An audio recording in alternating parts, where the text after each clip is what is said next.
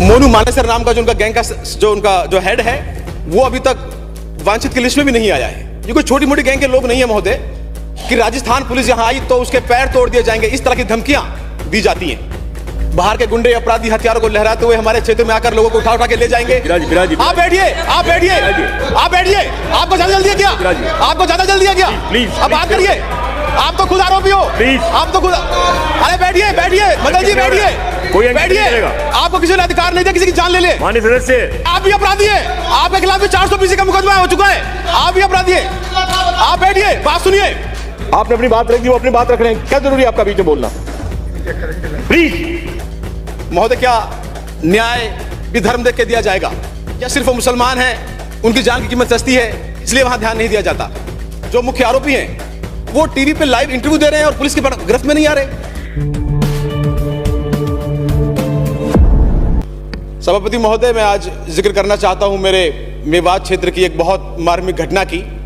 हरियाणा के कुछ गुंडे जो गौरक्षक के रूप में या और किसी दलों के रूप में आके आतंक फैलाने का काम करते हैं, वहां पर आए, उन्हें मारा पीटा। एक आरोपी को तो अगले दिन ही गिरफ्तार कर लिया गया जिसने ये जुल्म कबूला भी और पुलिस को बहुत महत्वपूर्ण जानकारियां भी दी, जिसकी लीड से उनकी जो गाड़ी थी जिसमें वो लेकर गए वो भी बरामद हुई। उसमें जो खून के धब्बे मिले हैं वो डीएनए में साफ हो चुके हैं कि वो उन्हीं लोगों के थे। और बड़ी बेरहमी से 2 आदमियों को जला दिया गया। उनके परिवार को उनकी लाश भी नसीब नहीं हुई। इस पूरे प्रकरण में महोदय, हरियाणा के अंदर पंचायतें होती हैं, जो आरोपी हैं उनके समर्थक में रोड जाम होते हैं, और यहां तक कि राजस्थान पुलिस यहां आई तो उसके पैर तोड़ दिए जाएंगे, इस तरह की धमकियां दी जाती हैं। ये कोई छोटी मोटी गैंग के लोग नहीं है महोदय। अक्सर ये मेवात क्षेत्र में इस तरह की घटनाएं करते आए हैं और बड़े शौक से वीडियो बनाकर, हथियार लहराकर सोशल मीडिया पे यहां वहां इनको प्रचारित करते हैं। इनके हाथ और बड़े हैं। आप इनके सोशल मीडिया से देखोगे तो इनके फोटो देश के गृह मंत्री के साथ भी हैं, केंद्रीय मंत्रियों के साथ भी हैं, पुलिस के आला अधिकारियों के साथ भी। तो कहीं ना कहीं इनको बहुत अच्छे तरीके का संरक्षण भी प्राप्त है। वहां इनके समर्थक में रोड जाम होते हैं तो वहां की सरकार कोई कार्रवाई नहीं करती, लेकिन जब लोग धरना देकर न्याय की मांग करते हैं फिरोजपुर में तो वही सरकार 600 लोगों के खिलाफ मुकदमा दर्ज कर देती है। ये तो उस सरकार का रवैया है। खैर, पर हम अपनी सरकार की बात करें तो कहीं ना कहीं कमजोरी तो हमारी भी रही। बाहर के गुंडे अपराधी हथियारों को लहराते हुए हमारे क्षेत्र में आकर लोगों को उठा के ले जाएंगे। आप बैठिए, आप बैठिए, आप बैठिए। आपको ज्यादा जल्दी है क्या?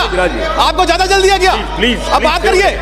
आप तो खुद आरोपी हो, आप तो खुद। अरे बैठिए, बैठिए मदन जी, बैठिए, बैठिए। आपको किसी ने अधिकार नहीं दिया किसी की जान ले ले। माननीय सदस्य, आप भी अपराधी हैं, आपके खिलाफ भी 420 का मुकदमा हो चुका है, आप भी अपराधी हैं। आप बैठिए, बात सुनिए। मैं सीधा मंत्री महोदय को आमंत्रित करूंगा रिप्लाई के लिए।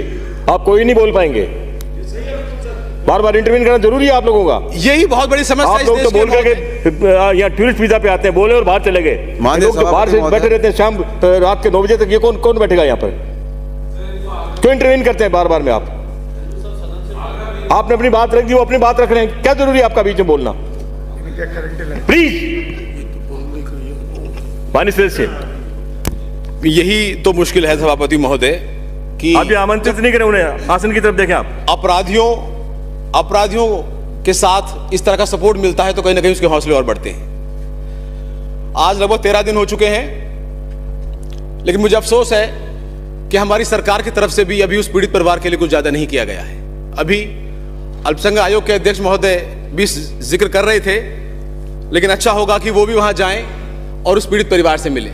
उन दोनों की उम्र लगभग 30 साल के आसपास थी और उनकी आर्थिक स्थिति बहुत कमजोर है, कच्चे ही मकान हैं। उनके बच्चों से उनके बाप का साया उठ गया और कहीं ना कहीं धार्मिक घृणा या दहशतगर्दी फैलाने के उद्देश्य से ऐसी घटनाएं हो रही हैं। इसी तरह की घटना उदयपुर में भी हुई थी, लेकिन पूरा राज्य या पूरा देश अपराधियों के खिलाफ था और पीड़ित परिवार के साथ खड़ा हुआ नजर आया। लेकिन इन 10-12 दिनों में पीड़ित परिवार के साथ हम मजबूती से खड़े नहीं हो पाए। वहां के स्थानीय विधायक ने घोषणा करी करीब 20,50,000 रुपए की आर्थिक सहायता मिलेगी और सरकारी नौकरी मिलेगी, लेकिन आज 13 दिन हो गए, ना तो उन्हें 13 रुपए मिले हैं, ना किसी नौकरी का आश्वासन मिला है। महोदय, क्या न्याय भी धर्म देख के दिया जाएगा, या सिर्फ वो मुसलमान हैं, उनकी जान की कीमत सस्ती है इसलिए वहां ध्यान नहीं दिया जाता? मैं इस सदन से और आज इस चर्चा में जब गृह मंत्री जवाब दें तो मैं स्पेशल रिक्वेस्ट करता हूं कि सरकार की क्या जिम्मेदारी रही, 13 दिनों में क्या हुआ?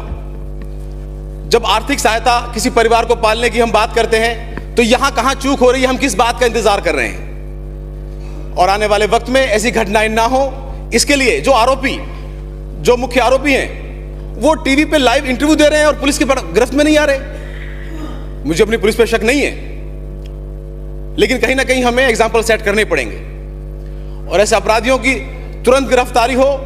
उसमें मोनू मानेसर नाम का जो उनका गैंग का जो हेड है, वो अभी तक वांछित की लिस्ट में भी नहीं आया है। इससे भी पूरे क्षेत्र के अंदर बड़ा असंतोष है सरकार के खिलाफ, और वहां कुछ लोग धरना दे रहे हैं पर हमारे सरकार के एसडीएम उन्हें ही नोटिस देते हैं कि आप लोग शांति व्यवस्था भंग कर रहे हैं। आज वहां इंटरनेट बंद कर दिया गया।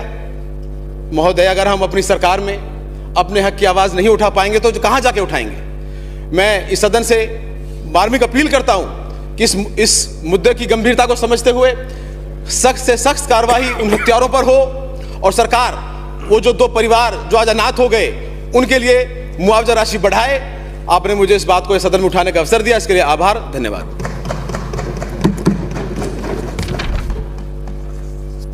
श्री बिहारीलाल